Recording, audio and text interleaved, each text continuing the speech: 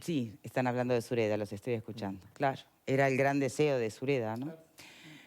Su gran voluntad, poder decidir cómo morir. Pero obviamente abre debate desde muchas perspectivas. Y hoy vamos a escuchar otra mirada, otra forma de entender el sufrimiento del ser humano, ¿no? O cómo combatirlo, o cómo acompañarlo. Para introducirnos en el tema les propongo ver este tráiler justamente el título tiene que ver con eso, con los cuidados paliativos versus la eutanasia, Morir en Paz se llama, y después vamos a estar hablando con especialistas en este tema. A ver.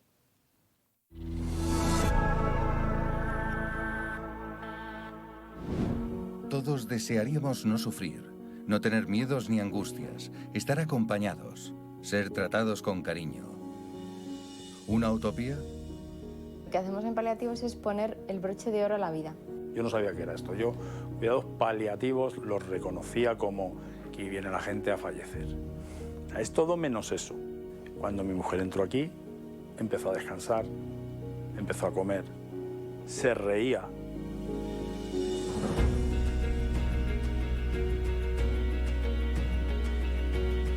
Ellos van a morir bien porque aquí mueren muy bien, es un lugar que se les cuida muchísimo y ellos lo agradecen al final, tener este final de la vida, ¿no? Así me gustaría morir a mí, con esa paz, con esa serenidad, con sus seres queridos alrededor. ¿Por qué una persona pide que acabemos con su vida? Cuando los enfermos les atiendes adecuadamente, dejan de pedir la eutanasia. Nuestros pacientes mueren bien porque tenemos recursos tan avanzados como la sedación paliativa. Y el paciente muere dignamente, en paz, pero muere por su proceso patológico.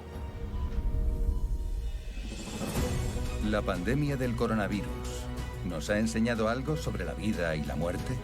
Una sociedad entera se ha movilizado en pro del cuidado del que lo necesita, del indefenso. Una de las cosas buenas que tenemos en paliativos es que tenemos a veces tiempo para despedir, ¿no? Es un tiempo que es oro. Lo que necesita es amor, ternura, no necesita eutanasia. No creáis que legalizar es contener, es exactamente lo contrario. Vais a abrir las compuertas de par en par. Una sociedad progresista es la que atiende a sus ciudadanos más pobres, más viejos, más enfermos, más indefensos.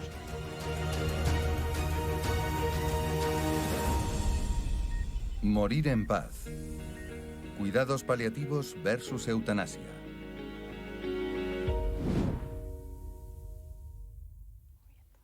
Bien, esta es una forma de introducirnos en el tema, no es la única mirada, por supuesto. Hoy nos está acompañando para profundizar en este tema el profesor de Filosofía de la Mente y Ética en la Universidad Católica del Uruguay, uno de los fundadores, además de Prudencia Uruguay, que es un movimiento integrado por muchas corrientes religiosas, filosóficas, políticas, que convergen en tratar de impedir en este momento que nuestro país, corríjame si me equivoco, transite o dé este salto en lo que tiene que ver con la muerte por el lado de la eutanasia o del suicidio asistido. ¿Por qué? Bienvenido, un placer. Muchas gracias, Victoria. Gracias por este espacio. Bueno, en realidad el tema, como bien dijiste, es un debate muy amplio, muy complejo. Nuestro movimiento empezó a surgir espontáneamente porque empezamos a hablar del tema entre académicos de diversos ámbitos y empezamos a ver que, pensando distinto en un montón de cosas, de hecho hay legisladores de todos los partidos y académicos, gente que es atea, agnóstica, católico, un teólogo musulmán, o sea, pero que entendían que las razones religiosas además no son de peso. Las religiones presentan argumentos éticos, que son los mismos a veces de los derechos humanos, es decir, si uno analiza los argumentos. Entonces, pero hay iglesias incluso que están a favor de eso, o sea que en realidad hay un prejuicio y es que parecería que religiosos en contra, ateos a favor, y en realidad... ¿Y qué me dice de la ideología política? Pareciera que de izquierda a favor, de derecha en contra. Exacto, te voy a decir un caso, por ejemplo, el tema no a la eutanasia en España está apropiado por Vox. Entonces, si vos estás en contra de Vox, estás a favor de la eutanasia. Es una cosa ridícula. O en Portugal, los comunistas fueron los que vetaron, los que lograron que no saliera. ¿Por qué? Porque entendían que tiene una prédica ultraliberal, de individualista, donde los más pobres son los que por no tener atención, la única oferta es que los maten. Entonces, uno empieza a ver los discursos políticos y se van cruzando y algunos colectivos se lo apropian, pero en realidad como el tema es ético, como el tema es la vida humana, en realidad si uno se pone a profundizar en serio empieza a ver que hay que abordarlo desde otro lugar. Sin embargo, el 80% o 82% de los médicos en una encuesta que hizo interna, ¿no? El SMU, estaría a favor. Médicos que uno dice, sí. bueno, que tienen que, por mandato, por juramento, salvar la vida. Pero pasa que si lees la encuesta, que es una cosa que me tomé el tiempo de leer, las dos, la que hicieron con la población y con los médicos. La población es un 80% también. Las preguntas son muy interesantes. Es decir, las preguntas a veces infieren la única posibilidad de respuesta. Yo aprendí muchas cosas con los médicos paliativistas que me decían que la mayoría de los médicos no conocen los cuidados paliativos. Y quiero decir algo antes de contestar a lo de la encuesta. Yo creo que el proyecto que presenta Ope Pasquet generó una gran posibilidad en el Uruguay de que se conozcan los cuidados paliativos, que todo el mundo empiece a hablar y a mostrar lo que es, y los propios médicos desconocen, porque en general no se conoce.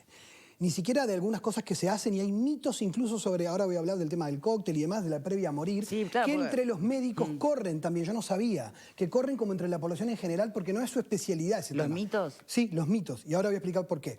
Pero entonces, obviamente, ¿cuál es el problema de una encuesta a gente y profesionales desinformados en un tema?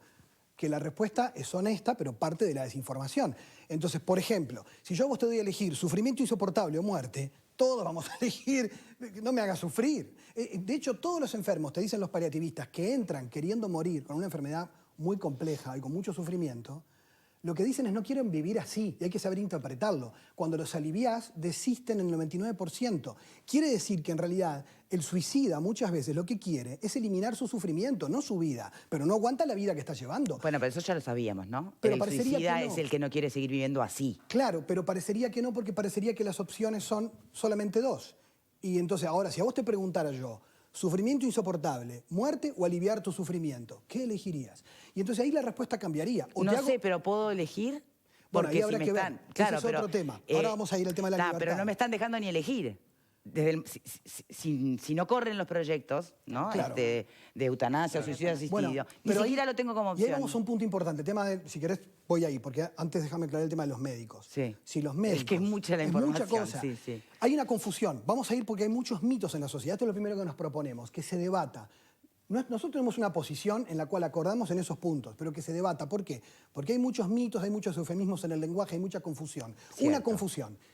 A los médicos se les preguntó si estaban en contra de la obstinación terapéutica. Es decir, prolongar la vida artificialmente con tratamientos fútiles que solo hacen sufrir a la persona cuando podría morir en paz sin que la estén entubando o con una ventilación artificial que la persona quiere morir. Está claro, y eso no es cuidados paliativos. Eso, y estar en contra de eso no es estar a favor de la eutanasia. No estamos de acuerdo. Porque desconectar a alguien de un ventilador, porque además nosotros en Uruguay tenemos una ley muy progresista, que es la ley de voluntad anticipada, que me contaba Washington Abdala que le llevó 7 años elaborar esa ley a ellos, 7 años, y esa ley permite al uruguayo, que en otros países no está, tomar muchas decisiones sobre cómo quiere morir y qué tratamientos quiere y cuáles cosas no quiere aceptar, y puede pedirlas, y eso tiene mucha libertad. Ahora, una discusión ética distinta es si el paciente tiene derecho a pedir que el médico lo mate o sea cómplice de suicidio, porque por alguna razón, esto está mal. En el Código de Ética Médica, que es del 2014, que obviamente es del Uruguay y es ley,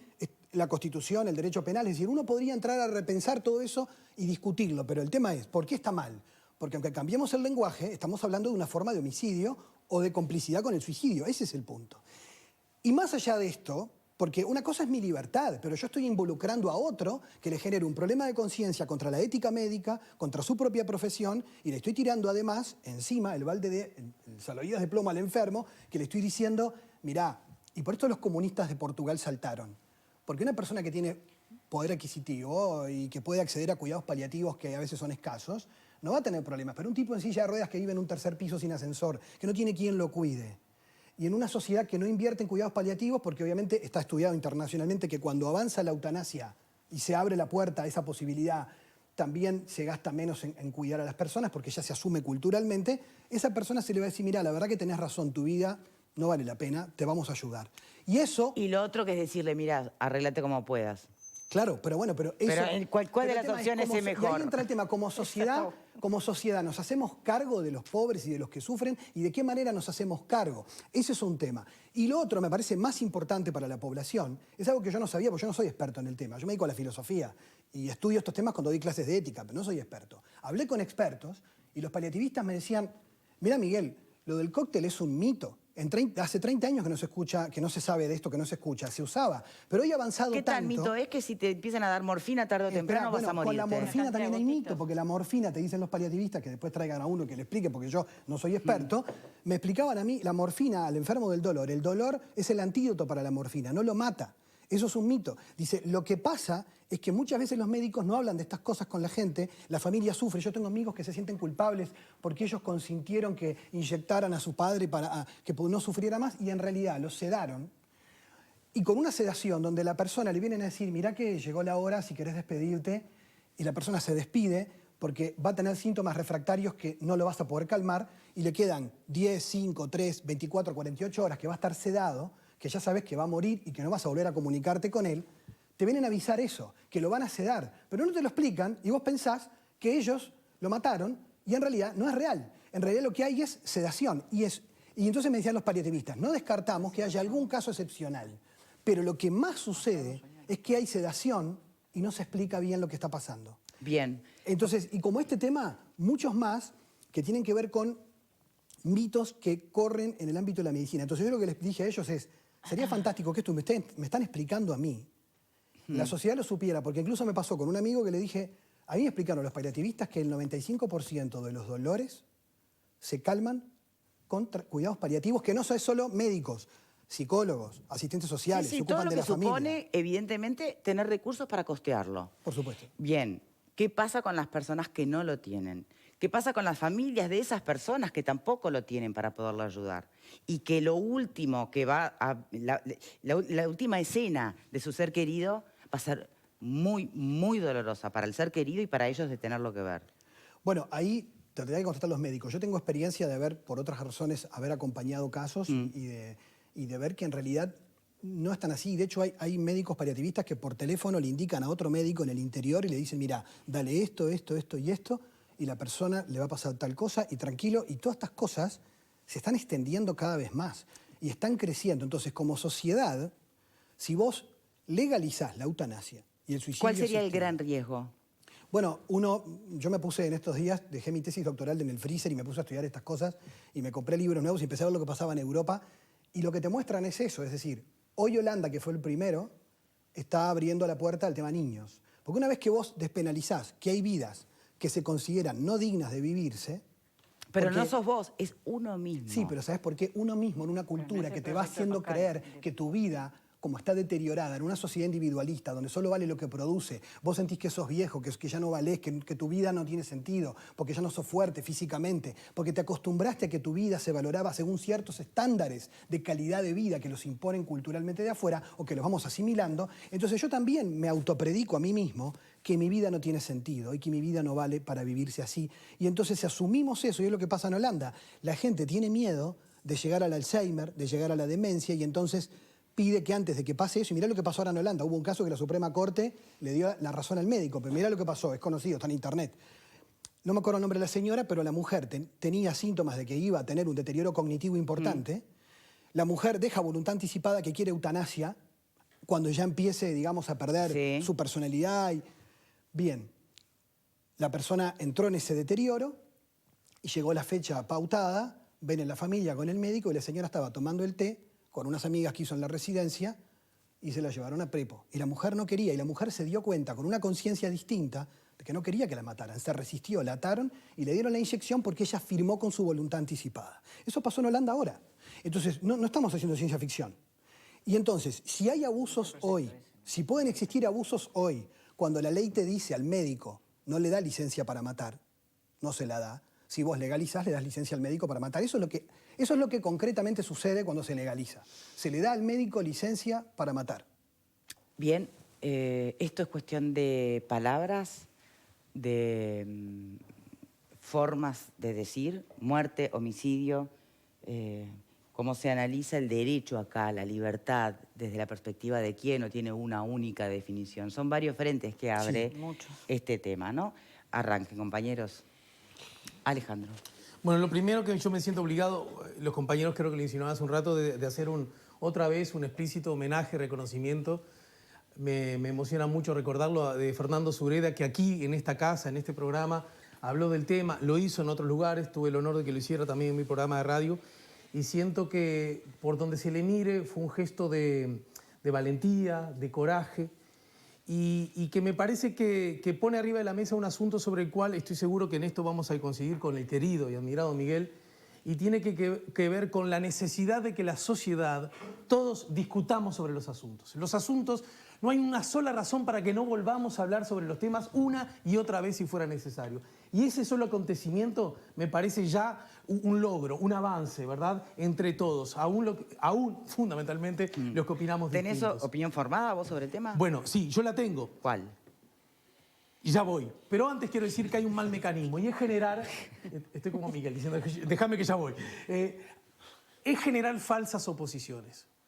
A mí, a menos que Miguel u otra gente a la que aprecio mucho pueda convencerme, sentir, como vimos en este video, en el final, para que lo anote, eutanasia versus cuidados paliativos, me parece que es incorrecto, que es improcedente y que me parece que no ayuda, no contribuye a la verdadera, franca y sincera discusión que nos debemos como sociedad. Dígame una buena razón para que todos nosotros, los que estén a favor de la eutanasia, los que estén en contra, no abracemos la necesidad de cuidados paliativos. No hay ninguna. Ese es un asunto que todos podríamos proveer y todos defender, ¿verdad? Bien. Creo que empezar con falsas contradicciones no hace bien, sino que exactamente hace mal. 10 segundos. Te contesto en 10 segundos. Lo dice Marcos Gómez Sancho, que es de los número 1 en el mundo en cuidados paliativos, y que vino a Uruguay, lo trajo Laudelar varios años, y él dice... La diferencia es radical, porque si bien legalmente pueden coexistir, y por eso los que dicen se pueden complementar, porque legalmente en algunos países existen, en ese sentido se puede, éticamente son radicalmente opuestos para el médico, porque en los cuidados paliativos yo cuido, alivio y elimino el sufrimiento. En la eutanasia yo elimino a la persona. Éticamente son opuestos. Éticamente en la función médica son radicalmente opuestos. Bien. Otra cosa es que la sociedad los pueda ver como complementarios jurídicamente, pero eso es otra discusión para abogados. Bien. Marguerite, ¿a favor o en contra estarías a priori de un proyecto? ¿Cómo? ¿A favor o en contra de un proyecto? Yo sí hay que pronunciarse, hay que pronunciarse. Sí, la idea es debatir. Usted viene a eso acá. Bueno, a pronunciarse o a debatir. Yo puedo hacer preguntas generales y no pronunciarme, pero mi pronunciamiento va por la libertad, por la libertad, por el lado de la libertad. Bueno, porque ese ya es en sí mismo un debate. ¿Cómo entendemos la libertad y el derecho de cada uno? Bueno, para mí el derecho y la libertad es así como que no es intentar equiparar las discusiones, pero cuando se discute sobre el aborto, dices es el cuerpo de la mujer y la mujer tiene derecho, listo. Yo no estoy a favor del aborto, pero estoy a favor de la libertad. Por lo tanto, y en este caso lo mismo. No estoy a favor, de repente, del suicidio asistido o de matar a una persona. No, creo que nadie está de acuerdo, pero estoy de acuerdo con la libertad de la persona de poder elegir terminar con su vida. Estoy absolutamente de acuerdo con la libertad. ¿Puedo? No. Sí. Porque me gusta lo que dice y me parece súper importante. Los debates de bioética más grandes hoy muestran que los dos valores que están en juego son la libertad y la vida. Y claro, y sin vida no hay libertad. Pero una libertad, es decir, donde tampoco la vida está, o sea, no existe. Entonces, el problema es que algunos absolutizan un valor y ninguno de los valores es completamente absoluto. Lo que se dice en los derechos humanos es que el de la vida es el valor fundamental, porque sobre ese se sostienen los demás derechos. Ahora, una cosa que me parece importante es que toda persona es libre de hacer lo que quiera. El tema es si yo le estoy dando al Estado el poder de hacer algo que va contra un derecho fundamental que obviamente que tiene que ver con los derechos humanos. Y ahí es donde entra el tema de, por ejemplo, que esto se lo escuché a Delia Sánchez, que es grado 4 y experta en bioética en Uruguay, en una conferencia aquí en la Sociedad de Psiquiatría. La escuché decir y me impactó porque ella dice, ¿por qué al enfermo, al moribundo, le decimos que le vamos a dar la libertad de decidir eliminarse, pero el joven sano no la tiene y nosotros hacemos en una sociedad prevención del suicidio y disuadimos a la persona para que no se elimine? Entonces, predicamos la libertad y además justo a una persona que no está... Perdón, déjame terminar la idea. A una persona que no está tan libre, porque en una persona que está bajo presiones emocionales, dolores físicos, bajo un montón de situaciones, se siente una carga para su familia, tiene un montón de cuestiones que hasta en el derecho existe el consentimiento viciado de personas que en ciertas situaciones su consentimiento es muy difícil. Y de hecho los paliativistas nos dicen, si algún médico que no tiene experiencia escucha a un enfermo decir, por favor doctor, máteme, no lo está interpretando bien muchas veces. Porque entonces ahí está el tema de que yo entiendo que es delicado y no tengo toda la verdad sobre esto porque yo estoy estudiándolo. No lo tengo del todo claro muchas cosas, pero entiendo que a veces una libertad idealizada, abstracta, en la vida concreta de personas que están necesitadas de ser cuidadas, protegidas y acompañadas, puede ser tirarlos a la vida de plomo y decirle, tú sos libre, es muy complejo. Yo entiendo que es complejo. A ver. Sí, pero quería contestarle. Indudablemente que la aplicación de cualquier proyecto de estas características implica riesgos importantes y coincidimos contigo que el tema en sí es muy complejo y traerlo a tierra es muy complejo.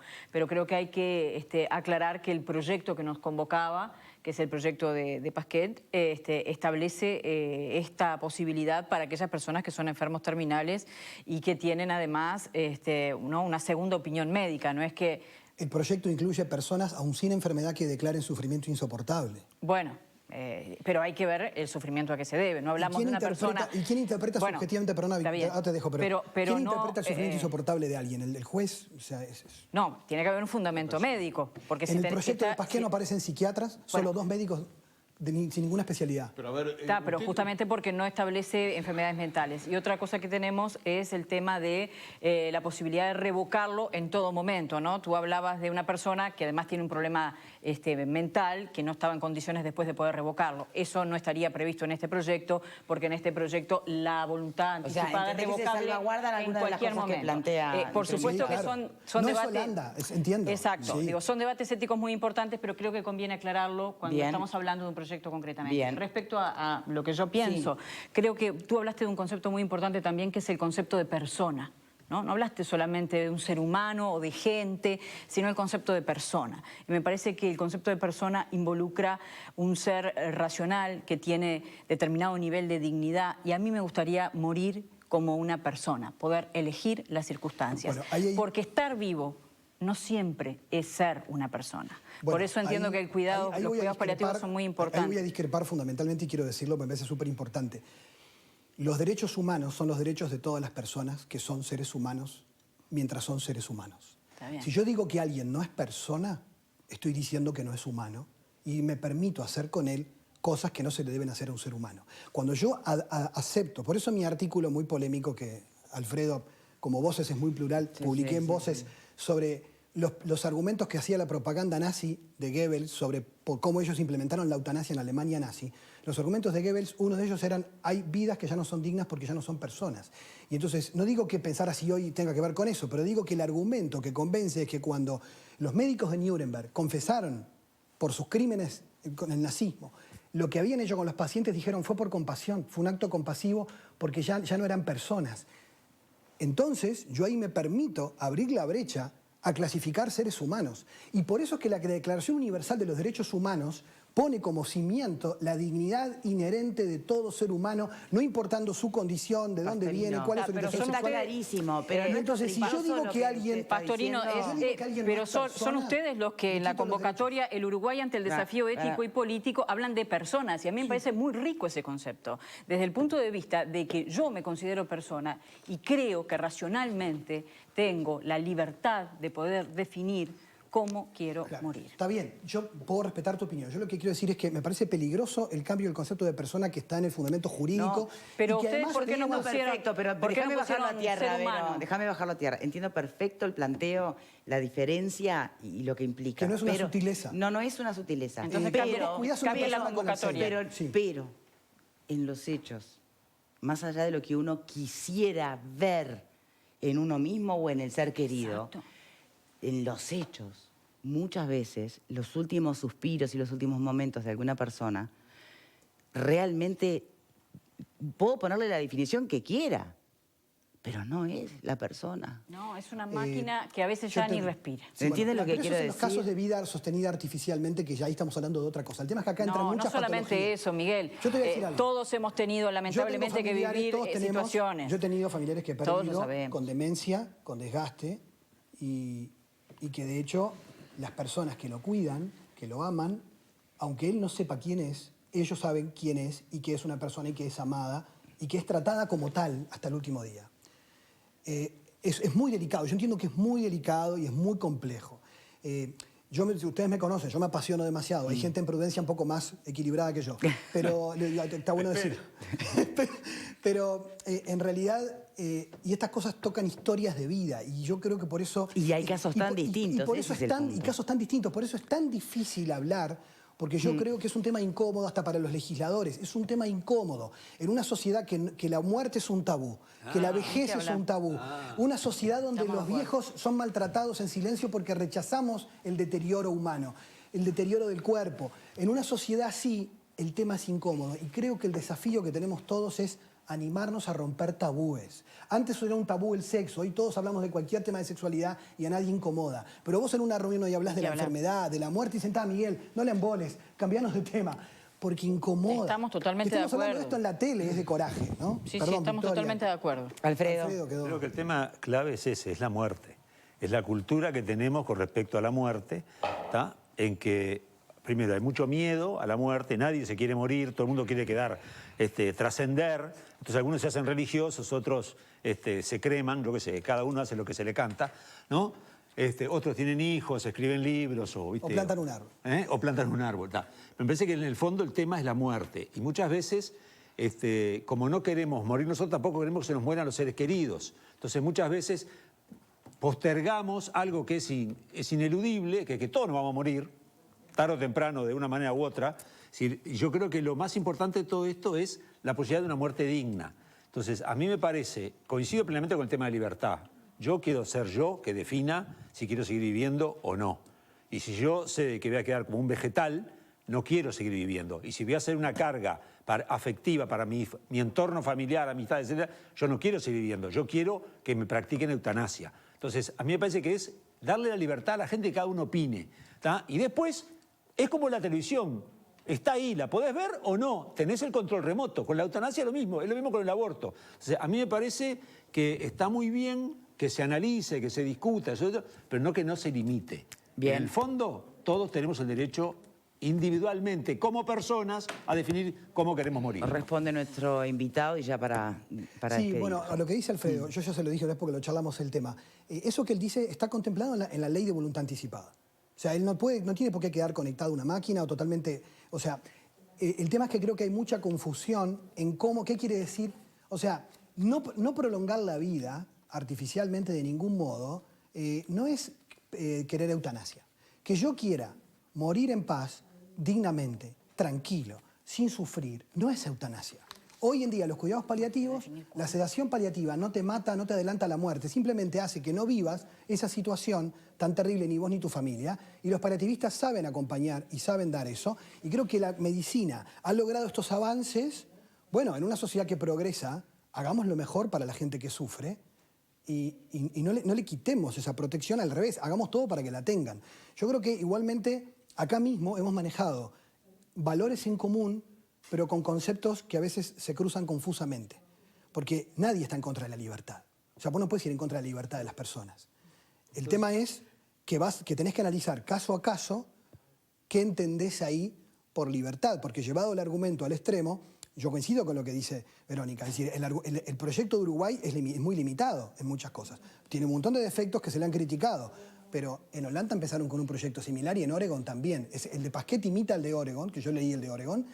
Y te voy a decir un caso, empezás por ahí, pero cuando vos admitís que se puede hacer con algunos, no digo que vaya a pasar, no es que uno pueda hacer una profecía, pero es lo que ha pasado en los países que lo han hecho y se han abierto a más casos. El caso de Oregon, y con esto termino, para mí fue tremendo cuando lo leí. En el 2008, Ronnie Strupp, un paciente oncológico, pidió al seguro, ¿vieron lo que son los seguros en Estados Unidos? Sí. Pidió el seguro para su quimioterapia. El seguro le mandó una carta que no le podían cubrir los costos, pero le podían cubrir suicidio asistido si él lo pedía, un plan B. Le ofrece el seguro de salud. Entonces, cuando culturalmente se instala eso, es complicado. Y a mí lo que me parece fundamental es que nos metamos en el tema.